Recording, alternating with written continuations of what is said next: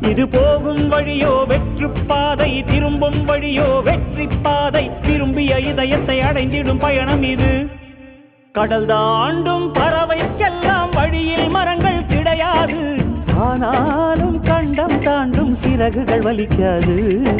மலையேறும் எறும்பின் கால்கள் வெயிலை மிதித்து உடையாது. மனதோடு காதல் வந்தால் மனிதா தடையேது.